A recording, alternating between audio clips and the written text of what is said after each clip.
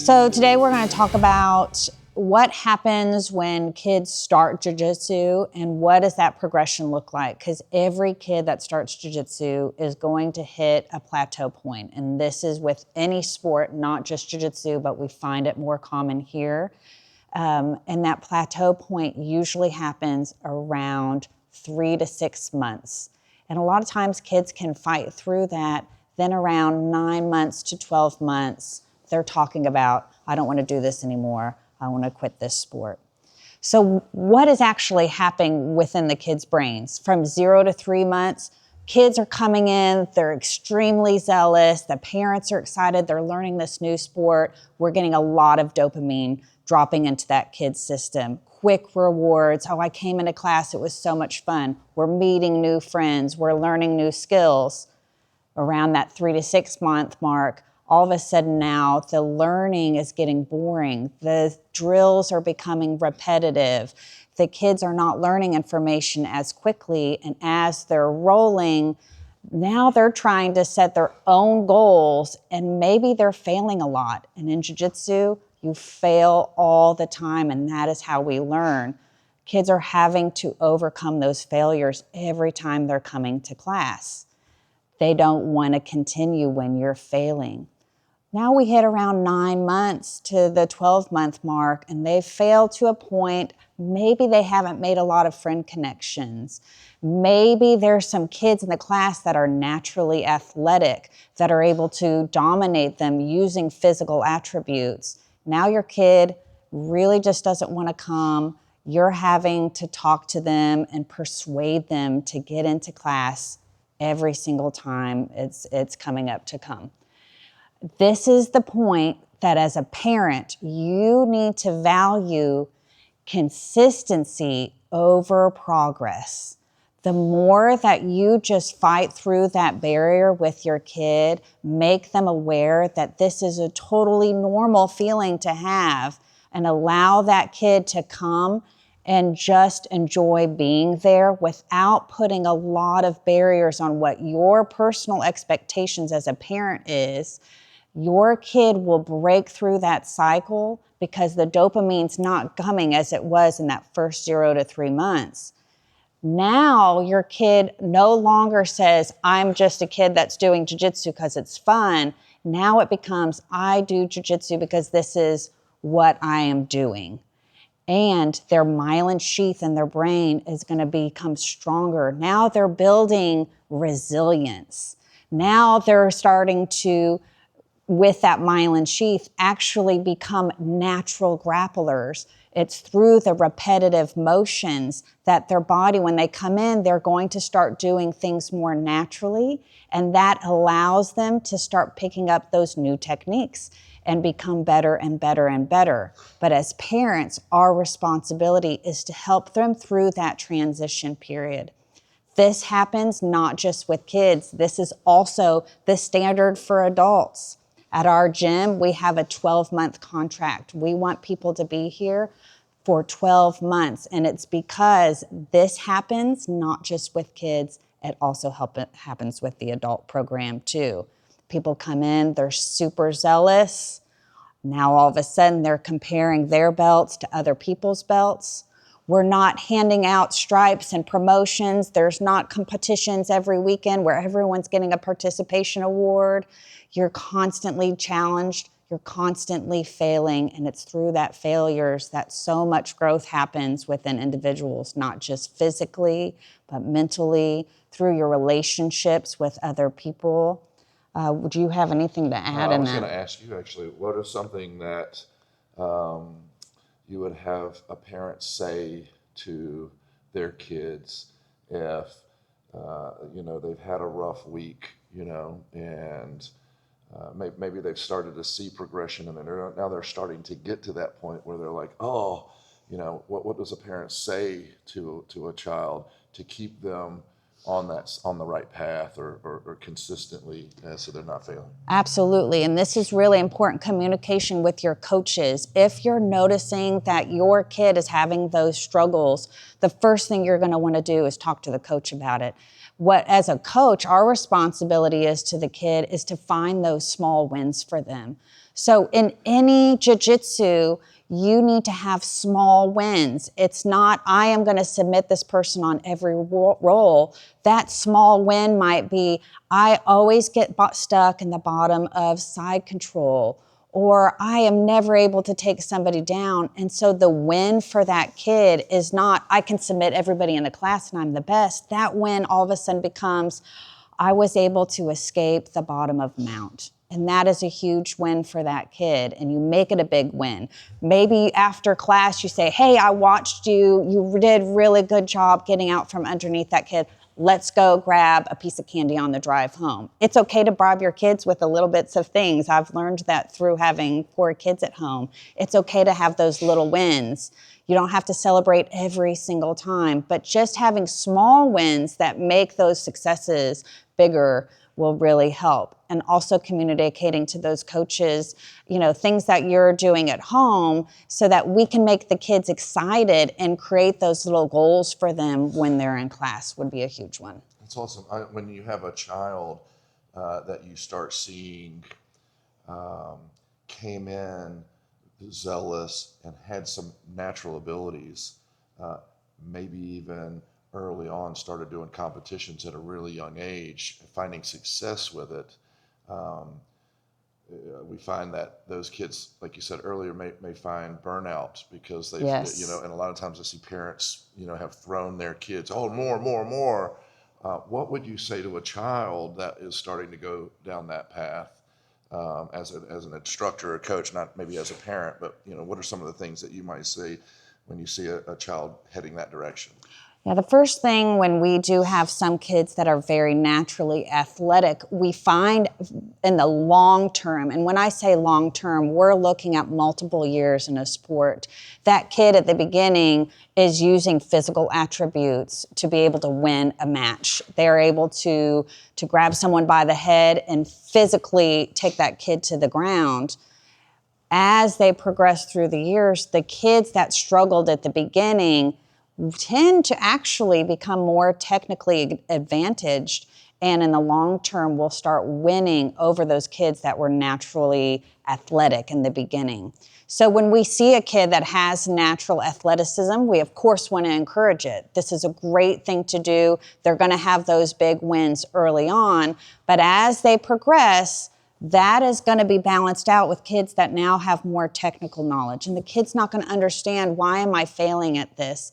So we have to take it slow with these kids, and we have to remind them constantly, if you see a kid that is maybe overutilizing their athleticism, we're going to need to maybe bring in, if you're in a kids class with 8 to 12-year-olds, maybe I'm going to bring in an experienced kid that's 13, 14, and during a roll class, hey, why don't you come over here, roll with this really awesome kid over here. He's been really dominating the class.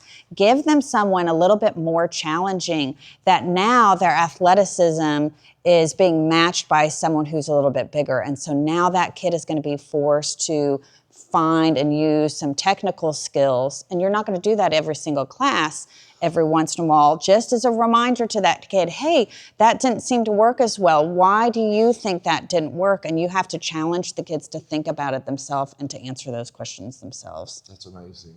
On the other side of that, I guess, when you have children, I think we can agree that we've found that after their first day coming into class, children and even adults for that matter, they will realize on day one if it's something they never want to do again. Yes. And then you have the rest of the group. And part of that group, you have those zealous ones that, they're all in. But then you have some that are just unsure and they're not athletic. They like the environment. They felt like, they understood but they're just not able to perform. How do we continue to motivate that person, that child, or even adult, since we're talking about children, we can stay focused on the child, to keep them here consistently, because they might not have felt that zealous beginning. Yes, this is so important in a coaching role, is to find what games kids are drawn to. So we may go through moments in classes where we have competitions coming up, and we really do a lot of rolling, and these kids that are not super excited about being part of this jiu-jitsu community, maybe their parents know this kid needs to learn some self-defense, and now they're coming in and kids have been rolling a lot. Well, now it's time to switch up our coaching style, do a lot of game-based play so that they can have fun again. It becomes an environment that they're enjoying it. And that's really a coach's responsibility, to be able to read that room, have different coaching styles too. So if you have a week that maybe a kid is coming in and they have not been doing very well, they're having a battle having to come in, it's important that throughout the week, get with the parents, find out what days they're coming, get with the multiple coaches and say, hey, we're going to use these classes this week. These are going to be our hard roll classes. The other classes this week, let's make a lot of game-based play. Let's repeat some of the classes so we're teaching the same thing for multiple days in a row. That way the kid can see their own progress from what was the first thing we taught them. Now they get to practice it multiple times and in multiple different ways. This week we were talking about the double leg takedown and the sprawling. So you can sprawl with somebody else practicing the actual move. We're going to practice on a ball. We're going to practice in many different ways the same skill, so that every kid gets a different version to learn a move. You don't ever want to just do the same thing over and over again, because we all learn in different ways. That's amazing. Did that answer all that one? Yeah, Okay, I good. think so. Any other questions? That's all, yeah. All That was right. amazing. That's good advice for parents out there, children as well. Yep. Jiu-jitsu is in early years of its growth. It still hasn't been around very long, so there's a lot of schools out there with different type of cultures. Yes. You've got competition style schools, you have hobby schools, you have, self-defense style schools. We've been grateful and fortunate to have a mixture of all that in our academy. I think let's talk about, what is competition look like? Is competition something that I want my kids to be a part of? So here at J3, we encourage all kids to go and try to compete. This is an opportunity for them to test themselves, to really see the broader world of what the jiu-jitsu community looks like. However, it is not required for any kids at our school. We do a great job of balancing self-defense and competition. Why would I say some kids shouldn't compete? Because like any other sports, not all sports require competition. We're learning a life skill by doing jiu-jitsu, and a lifetime sport. I want to develop kids who have a desire to learn jiu-jitsu for their whole life. It's like swimming. Kids learn swimming. It's a really important skill. Water safety, having confidence in the water, being able to go out on a lake. There's so many different times and places that people will need to have the swimming skill. Jiu-jitsu is no different. We're learning jiu-jitsu so that we can defend ourselves. We're learning jiu-jitsu because it's fun. It's a great way to go play with your friends. Just because we're learning jiu-jitsu does not mean, though, that I need to go become a competitor. It is just a life skill that you want to have, but if you enjoy competition, then we're absolutely going to encourage a kid, go try it out. And if they have a really difficult time and they didn't have any fun, I'm glad you tried it. Good job. Let's move on and continue learning and progressing without making that the dominant thing that we need to do. And a lot of schools, unfortunately, they really have this tough guy. We're going to be a competition school. And you'll find a lot of kids get burnt out of that, because the mindset of the kids no longer make it something that we're learning a life skill. They really make it into, this is a sport, and it's being treated like any other sport, baseball, football, and not something that you really want to have a passion for Sounds your like life. A lot of pressure. A lot of pressure, yes. Especially for a child. For a child. 8 years old. Yeah. To get out there. Even with our children, we make them compete occasionally. they're not on some structured, regimented competition Yes. schedule, but All things in life have seasons. And so if you're noticing that maybe your kids are plateauing and maybe they have not been focusing so much in class, they're not taking things as seriously as you wish, competition, it would be a good way to get that kid back on board, to get them to have a bigger picture of what's going on. So when they get to class, they do have a new way to set some goals. being an academy owner, how would you rate the importance of a healthy kids program? I know that there's programs out there where they don't even have kids programs, and they may seem like a successful. I don't know their business model or whatever, but because I'm not their owner, but I have witnessed academies that don't even have a kids program at all. How would you rate it for the health of the culture and environment of an academy? I would say finding an academy that has a kids program is a huge, huge part of having a really good, well-rounded academy. Not saying that some schools are not going to have kids programs.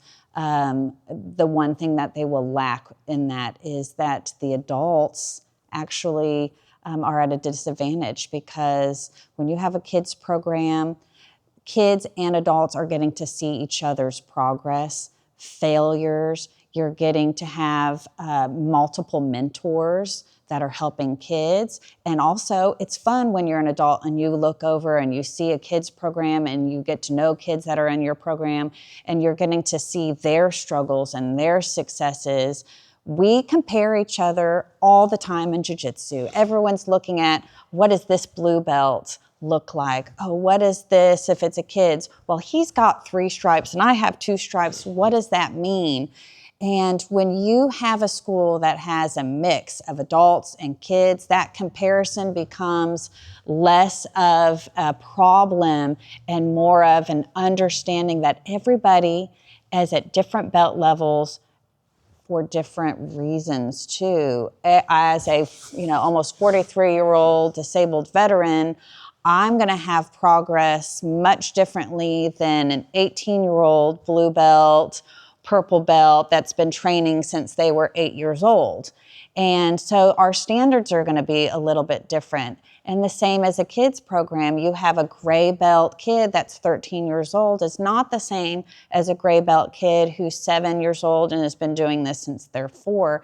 So it really makes the understanding of don't compare yourself to others more of a reality, I think, because it shows the age span within a community. And I really think that it, most importantly, is going to be more beneficial for the adults than it almost is for the kids, because I have not ever had one person come help with a kids class who didn't walk away and say, I learned something new today. Having to verbalize what you're learning is a huge skill in its own way. And so you may think you know how to do something basic like a trap and roll, and then you go to verbalize it to a kid, and you have to break it down like it's a Barney show. Let's break it down Barney style, and trying to now give these details in a way that a kid can understand is far different than